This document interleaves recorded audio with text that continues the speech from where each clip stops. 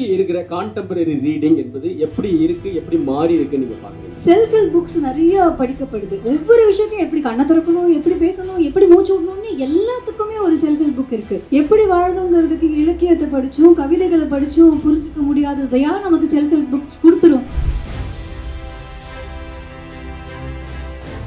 அதாவது முழுக்க முழுக்க பியூரா எனக்கு ஆள் மனதை மட்டும்தான் எழுதுவேன், குடும்ப கதையை மட்டும்தான் எழுதுவேன் சொல்றவனுக்கு கூட இலக்கியம் சலுகை கட்டாது. அது ஒரு மிகச்சிறந்த ஒரு ஆட்டோபயோகிராபி. அது புனைவுன்னு சொல்றது தியாகமே ஏற்றுக்க மாட்டேன். புனைவுன்னு நான் சொல்லலையே. இது இப்படி கிடையவே கிடையாது. எனக்கு இவங்க சொல்றது உடன்பாடே இல்லையே. இப்ப இதுக்கு எதிராக யார் எழுதியிருக்கா அப்படின்னு தேடி போன புத்தகம் தான் ரொம்ப ஜாஸ்தி. இந்தியால எனக்கு தெரிஞ்சு காமசூத்ராவுக்கு ஒரு பெண்ணுடைய ரிவ்யூ போட்டு பொழந்திருப்பாங்க. ஒரு 21ஆம் நூற்றாண்டினுடைய ஒரு பெண்ணிய குரல் அவ்வளவு கிரிட்டிக்கலான ஒரு மாஸ்டர் பீஸ் புக் ரிவ்யூ. நான் யூபிஎஸ்சி ப்ரிப்பரேஷன்ல இருக்கும்போது எனக்கு கொஞ்சம் ஃப்ரீயா ரிலாக்ஸா இருக்கிறதுக்கு நான் பார்க்குற சில விஷயங்கள்ல புக் ஷோ ஒன்று.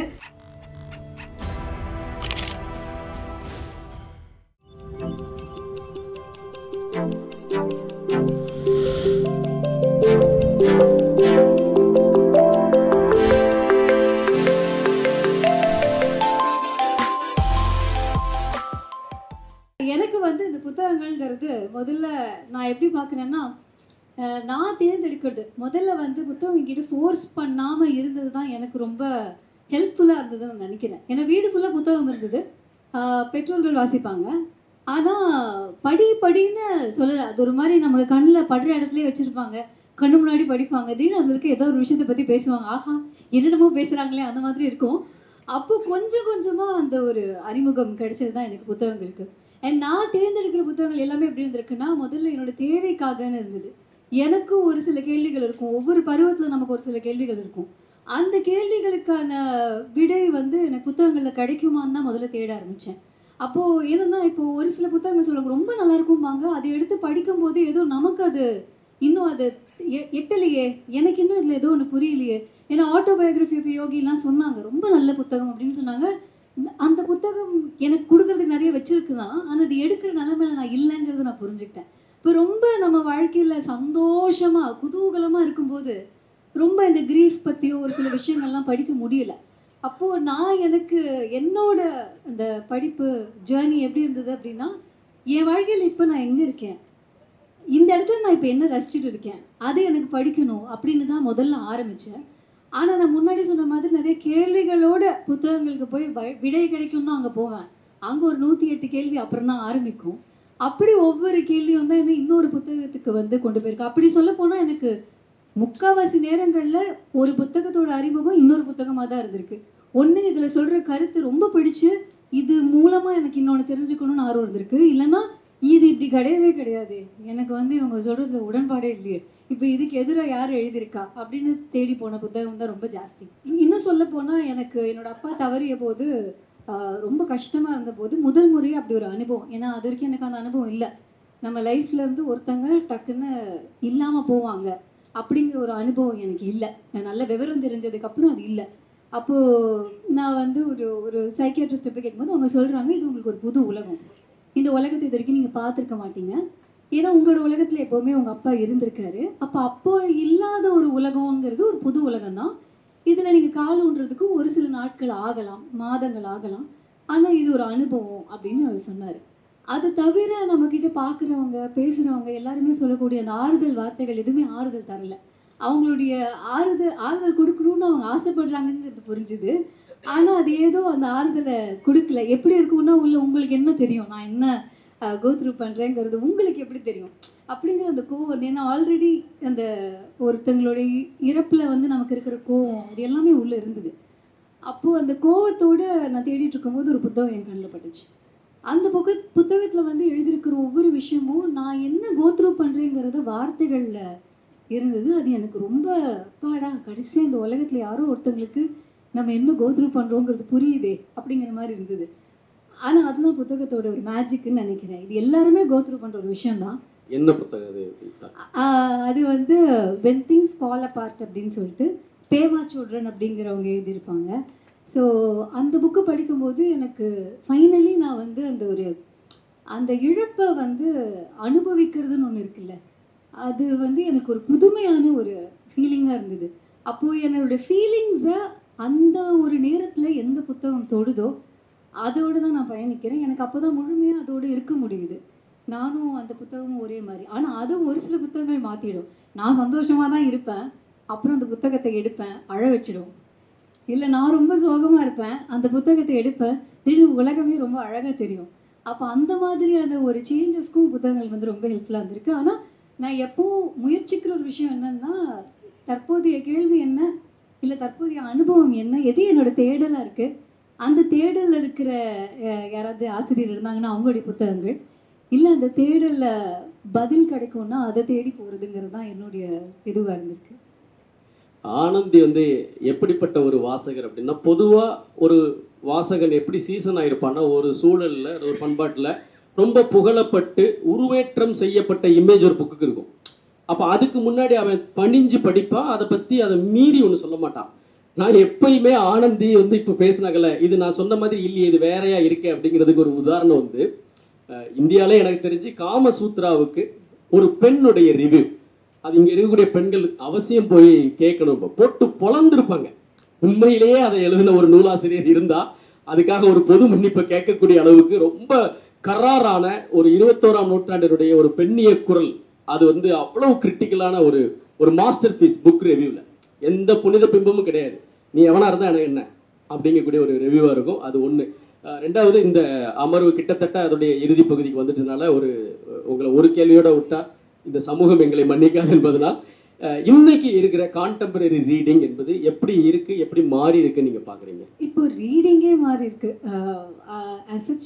எப்படி நான் பார்க்குறேன்னா, எல்லாத்துலேயும் ஏதாவது ஒன்று கிடைக்குமானே பார்க்குற மாதிரி இருக்குது. நம்ம அந்த புத்தகத்துக்கு இன்னும் எதுவுமே எதிர்பார்க்கல, போய் என்ன கொடுக்க போகிறீங்க பார்க்கலாம் அப்படின்னு போய் உட்காரும்போது அந்த புத்தகங்கள் கொடுக்குற விஷயங்கள் ரொம்ப பிரமிப்பாக இருக்கும். அப்போது எனக்கு ஒரு சில நேரம்லாம் தோணும், இது நம்ம ரிவ்யூ பண்ணணும்னு இன்னைக்குள்ளே முடிக்கணும்னா அதை விட இந்த படிக்கிறதுக்கு செய்கிற துரோகம் எதுவுமே இல்லை. அப்போ என்ன பண்ணுறோம், இன்னும் 2 நாளைக்கு இந்த புத்தகத்தை ரசித்து படிக்கணும், அப்புறம் என்ன தோணுதோ அதை நம்ம ரிவ்யூவாக போடலங்கிறது ரெண்டாவது. அந்த ஒரு விஷயம் தான் எனக்கு ரொம்ப மாறி இருக்கும்னு தோணுது. ஏன்னா செல்ஃப் ஹெல்ப் புக்ஸ் நிறைய படிக்கப்படுது. எதை எப்படி செய்யணும், எப்படி வாழணும், எப்படி ஒவ்வொரு விஷயத்தையும் எப்படி கண்ணை திறக்கணும், எப்படி பேசணும், எப்படி மூச்சு விடணும்னு எல்லாத்துக்குமே ஒரு செல்ஃப் ஹெல்ப் புக் இருக்குது. இது நமக்கு இலக்கியம் படித்தாலும் புரிஞ்சுக்க முடியும். எப்படி வாழணுங்கிறதுக்கு இலக்கியத்தை படித்தும் கவிதைகளை படித்தும் புரிஞ்சுக்க முடியாததையா நமக்கு செல்ஃப் ஹெல்ப் புக்ஸ் கொடுத்துரும்.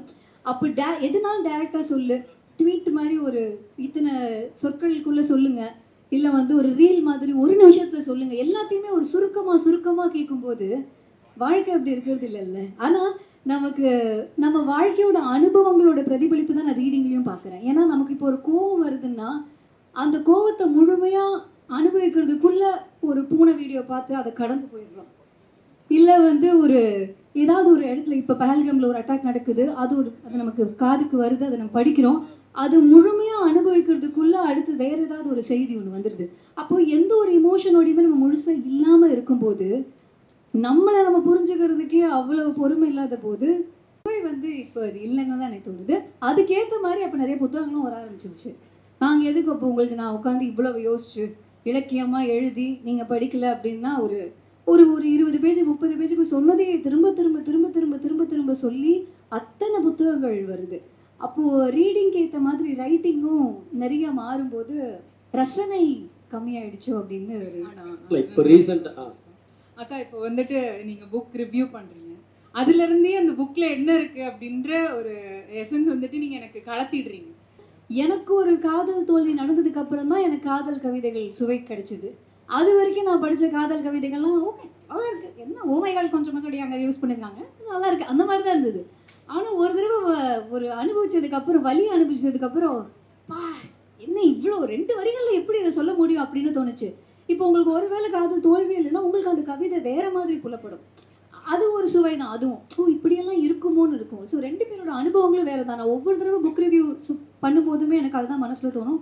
நான் சொல்கிறது என்னோட அனுபவம், அதுவும் பார்ட் ஆஃப் த அனுபவம் தான். அனுபவிச்ச அத்தனையும் என்னால் வார்த்தைகளில் சொல்ல முடியாது. அது ரொம்ப ஒரு கம்மி பர்சன்டேஜ் தான்.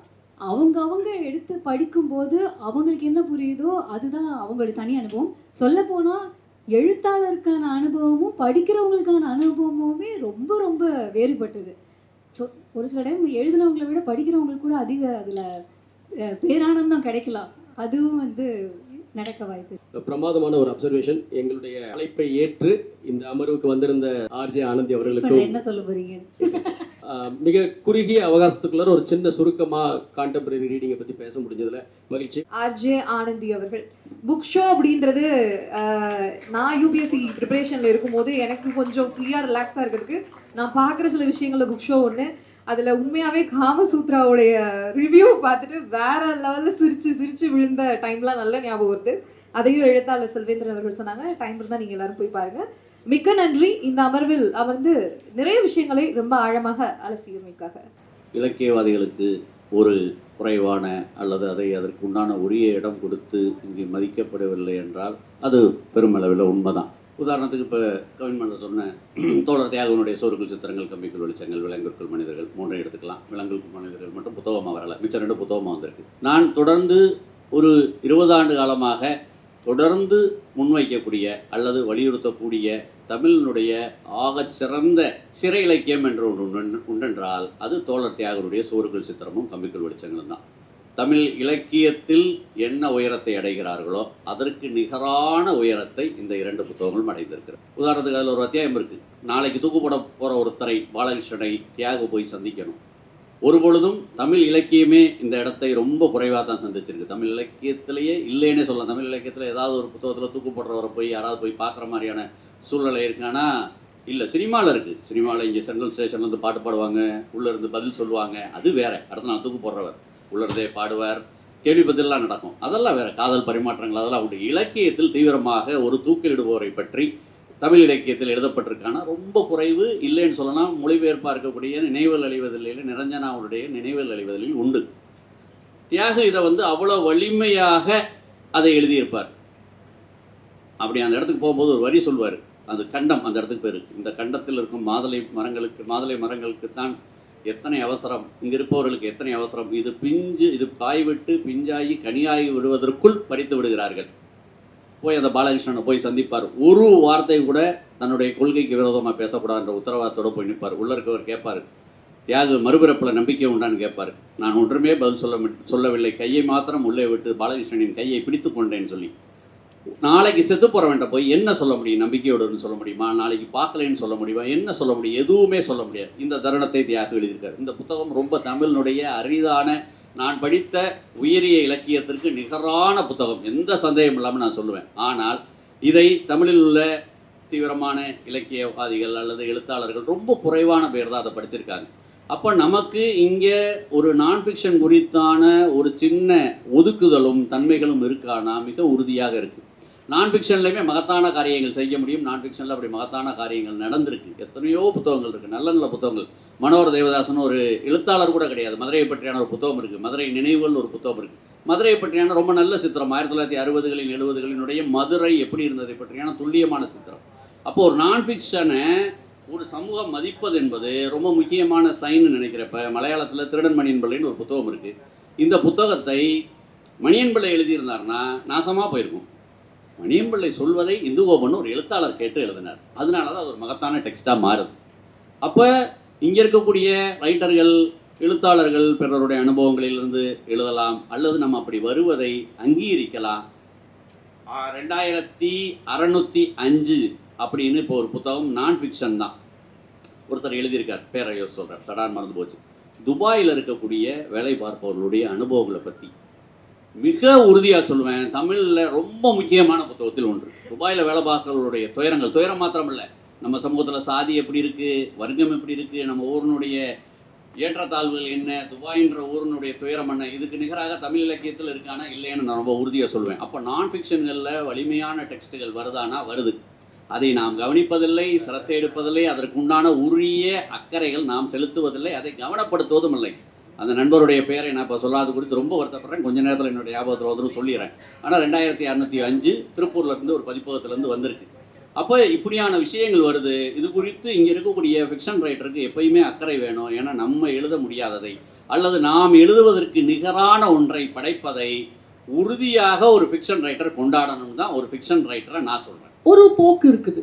எப்படின்னா அது டைரி போல் டெய்லி எழுதுறதுன்னு சொல்கிறது, அல்லது நியூஸ் பேப்பர் மாதிரி இருக்குன்னு சொல்லி ஒதுக்கி வைக்கிறது இருக்கு இல்லையா? அரசியல் மயப்பட்ட கவிதைகளை எழுதுபவர்களை நோக்கி இப்படியான ஒரு குரலை சொல்வது. இன்னொன்று இருக்குது, இப்போ வெற்று முழக்கங்களை எழுதிட்டு அதை கவிதைன்னு கிளைம் பண்ணுறவங்க இருக்காங்க, நான் இல்லைன்னு சொல்லலை. ஆனால் அப்படி அல்லாமல் உண்மையாகவே கவிதைகளாக எழுதக்கூடிய பல கவிஞர்கள் இருக்காங்க. தலித் கவிதைகள் அவ்வளவு கவிதைகள் வருகின்றன. ஆனால் ஏதோ ஒரு காரணத்தை சொல்லி இதை ஒதுக்கி வைக்கும் போக்கு அல்லது இதை விமர்சிக்கும் போக்கு, அதை பற்றி என்ன நினைக்கிறீங்க? ஒரு கவிஞராக நீங்கள் சொல்லுங்கள். தமிழில் பொதுவாக அரசியல் எழுத்து தொடர்பாக வைக்கப்படுற விமர்சனங்கள் அதுக்கு பின்னாடி ஒரு அரசியல் இருக்குது நமக்கு தெரியும். சிறுபத்திரிகை இயக்கம் சார்ந்தவர்கள் அவர்கள் எந்த ஒரு சமூக பின்புலத்திலிருந்து அரசியல் பின்புலத்திலிருந்து வந்தார்கள். ஒரு விதத்தில் பார்த்தோம்னா அவர்கள் தங்களுக்கு வெளியே இருக்க எல்லாத்தையுமே மறுதளிச்சாங்கன்றது நமக்கு தெரியும். இது இன்னொரு டிபேட். ஆனால் இப்போ அவங்க நேகா கூட கேட்டாங்க, இலக்கியம் யாருக்காகன்னு ஒன்று கேள்வியை கேட்டாங்க. அதுக்குள்ளே இன்னொரு கேள்வியும் இருக்குது. இலக்கியம் சொல்கிறப்ப நம்ம அது ஒரு பொதுவான வார்த்தை. எது சிறுகதை, எது கவிதை, எது நாவல், எது சிறந்த பயோகிராஃபி, எது சிறந்த சமையல் புத்தகம், இது எல்லாத்தையுமே நம்ம கேட்டுகிட்டே போனோம்னா ஒவ்வொன்றுக்கும் நம்ம ரொம்ப வருஷமாக இந்த வேலையை செஞ்சுட்டு இருக்கோம். ஒரு ஏஸ்தட்டிக் இருக்குது. இப்போ சிறுகதைன்னா சிறுகதைக்குன்னு ஒரு அழகியல், ஒரு ஏஸ்தட்டிக். அதை பார்த்திங்கன்னா அது வெறுமனே ஒரு அனுபவத்தால் மட்டும் ஒரு படைப்பு உருவாக்கப்படுறதில்லை. மாறாக அதுக்குள்ள மொழி இருக்கு, அதனுடைய கட்டமைப்பு இருக்கு. அந்த மொழியும் கட்டமைப்பும் எதற்காக வலியுறுத்தப்படுகிறது என்றால் இந்த அனுபவத்தை மேலும் வலிமையாகவும் கூர்மையாகவும் கொண்டு செல்வதற்கு. ஏஸ்தட்டிக் அழகியலுங்கிறதே என்ன ஒன்றை மேலும் மேலும் வலிமையாக கொண்டு செல்வது. அழகியல் ரீதியாக ஒன்று பலவீனமாக இருக்குன்னா அதற்கு ஒரே ஒரு பொருள் தான் இருக்குது, அது சரியாக எழுதப்படவில்லை, அது இன்னும் செப்பமாக எழுதப்படவில்லை, அல்லது எழுதப்பட வேண்டிய அளவிற்கு அதில் கவனம் செலுத்தப்படவில்லை, அல்லது அது ஒரு பகுதி உண்மையை சொல்கிறது, பல பகுதி உண்மைகளை அது சொல்லாமல் விட்டு விடுகிறது என்பதுதான் இலக்கியம் சம்பந்தமான ஒரு விமர்சனம். இப்போது மனித மனதனுடைய பல்வேறு விதமான கோளாறுகளை நிறைய பேர் ரஷ்யாவில் எழுதினாங்க. ஏன் தஸ்தவேஸ்கி மட்டும் நிற்கிறார்? விவசாயிகள், குடியானவர்கள், அவர்களுடைய உலகத்தை நிறைய பேர் எழுதினாங்க. ஏன் டால்ஸ்டாய் மட்டும் நிற்கிறார்? அறிவியல் சார்ந்த பிரச்சனைகள் இவங்க 2 பேரும் எழுப்பினது மட்டும் ஏன் முதன்மை பெறுதுன்னா அது இருக்க கருத்துக்களுக்காகவோ கண்டென்ட்டுக்காகவோ மட்டும் இல்லை. மொழியில் அதனுடைய வடிவத்தில் அவர்கள் கொண்டிருந்த ஒரு ஆளுமை. நம்ம அது எல்லாத்தையும் ஒரு சேலஞ்சாக எடுத்துக்கணும். இலக்கியம் அதாவது முழுக்க பியூராக எனக்கு ஆள் மனதை மட்டும்தான் எழுதுவேன், என் குடும்ப கதையை மட்டும்தான் எழுதுவேன்னு சொல்கிறவனுக்கு கூட இலக்கியம் சலுகை கட்டாது. அதை ஒழுங்காக எழுதுறியா, அதை பவர்ஃபுல்லாக எழுதுறியா, இதுதான் அதனுடைய கேள்வி. இல்லை, இப்போ கமீஸ் சொன்னதில் ஒரே ஒரு மாற்று கருத்து இருக்குது. தியாகனுடைய புத்தகம் அது ஒரு கட்டுரை, ஆப்புனைவு. ஆனால் அந்த ஆப்புனைவில் அவர் புனைவுக்கு உண்டான நிகரான உயரத்திற்கு போகிறான்றதான் நான் தொடர்ந்து நீண்ட காலமாகவே சொல்லிட்டு இருக்குது. அந்த புத்தகத்தில் ஒரு புனைவில் ஒரு எழுத்தாளர் என்ன செய்வாரோ அது நடந்ததை பற்றி தியாக கலை இலக்கியம் சார்ந்தவரே அல்ல. ஆனால் ஒரு புனைவில் ஒருவர் சாதிக்கக்கூடிய அதே சாத்தியங்களை தியாகத்தில் சாதிக்கிறான்றதை நான் தொடர்ந்து எப்பயுமே சொல்லிட்டு இருக்குது. புனைவுல கற்பனைக்கான இடம் இருக்கு. ஆமா, அது இல்லாத அப்படி இல்லாத புனைவுல கற்பனைக்கான ஒரு ஸ்பேஸ் இருக்கு. அல்லது அதுல இல்லாத கேரக்டர்களோட எழுத முடியும். ஆனால் அது துல்லியமாக எழுதப்பட்ட ஒரு பயோகிராஃபி, ஆட்டோபயோகிராஃபி அது. அப்படி பார்க்கிறப்போ அது புனைவுன்னு சொல்றது தியாகவே ஏற்றுக்க மாட்டார். புனைவுன்னு நான் சொல்லலையே, ஸ்டேட்டஸை பற்றியே பேசல, ஸ்டேட்டஸை பற்றியே இல்லை, புனைவிற்கு உண்டான ஒரு சின்ன ரெவ்யூ கூட வரல. நான் இலக்கியம் தான் எழுதியிருக்கேன், ஒரு ரெவ்யூ கூட வரல, தினத்தந்தில கூட அதை பற்றி குறிப்பு வரல. போதுமா?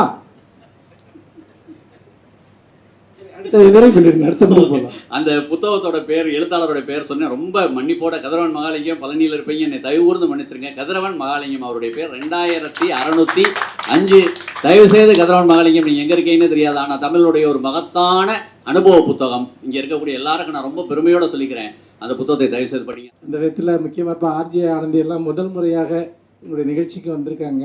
அவங்க பொதுவாக ஆர்ஜே ஆனந்தி போன்றவர்கள் ஒரு முக்கியமான பணியை செய்கிறாங்க. என்னன்னா, இதுவரைக்கும் லிட்ரேச்சருங்கிற ஏரியாவுக்குள்ளேயே வராத ஆடியன்ஸ் இருக்காங்க நிறைய பேர். இப்போ நாங்கள்லாம் சின்ன வயசுல சிறு பத்திரிகைகள், புத்தகங்கள், லைப்ரரி இப்படி படித்து வளரக்கூடிய ஒரு ஆட்கள் ஒரு பகுதி இருக்காங்க. திடீர்னு ரேண்டமாக ஒரு புக்கை பற்றி கேள்விப்படுவாங்க, ரேண்டமாக ஒரு கவிதையை பற்றி கேள்விப்படுவாங்க, அதை பிக் பண்ணி அவங்க புத்தகத்துக்கு வருவாங்க. இப்போ நான் போய் என் கவிதைகளை பற்றி சொல்லிட்டு இருந்தேன்னா அது எனக்கே நாராசமாக இருக்கும் கேட்கறதுக்கு. ஆனால் இன்னொருத்தர் அதை ஒரு என்த்துவாக எடுத்து அப்படியே சொல்கிறப்போ ஒரு நியூ ரீடர், அவன் இது வரைக்கும் ஒரு புக்கு கூட படிச்சிருக்க மாட்டான், அவன் அதுக்குள்ளே வரான்.